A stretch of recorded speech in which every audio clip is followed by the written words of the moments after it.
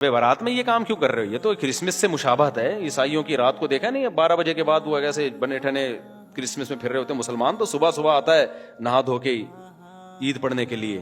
وہ تہوار مسلمانوں کا دن میں ہوتا ہے، راتوں میں مسلمانوں کی خوشیوں کے تہوار نہیں ہوتے. تو پھر جس طرح نبی نے جو عمل کیا اس طرح کیا جائے گا. نبی صلی اللہ علیہ وسلم اکیلے گئے تھے، اندھیرے میں گئے تھے، آپ جتھوں کی شکل میں پتیاں لگا کے جاتے ہو وہاں پہ، تو یہ تو سنت تھوڑی ہے. اور پھر اس رات حلوے بنانا. حلوے کیوں بناتے ہیں؟ کہ بھئی یہ تہوار ہے. تو خوب سمجھ لو مسلمانوں کے تہوار راتوں میں نہیں ہوتے، راتوں میں غیر مسلموں کے تہوار ہوتے ہیں.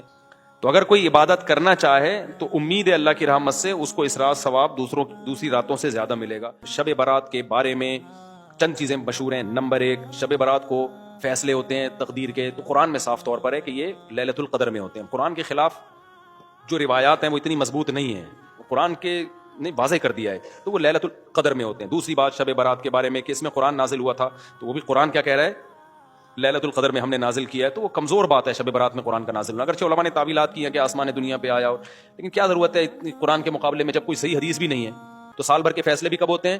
شب برات میں نہیں ہوتے، بلکہ رمضان کے آخری عشرے میں ہوتے ہیں. جو لیلۃ القدر ہے اس کی ویلیو ہے لیلۃ القدر، وہ خاندانی رات ہے. تیسری چیز، اس رات میں اور کیا ہوتا ہے؟ قبرستان جانا. تو بھائی ایک روایت ملتی ہے کہ نبی صلی اللہ علیہ وسلم قبرستان گئے تھے، وہ بھی سند کے لحاظ سے بہت ضعیف ہے، تو اس سے شرعی مسئلہ ثابت نہیں ہوتا، قبرستان جانے کی فضیلت ثابت نہیں ہوتی.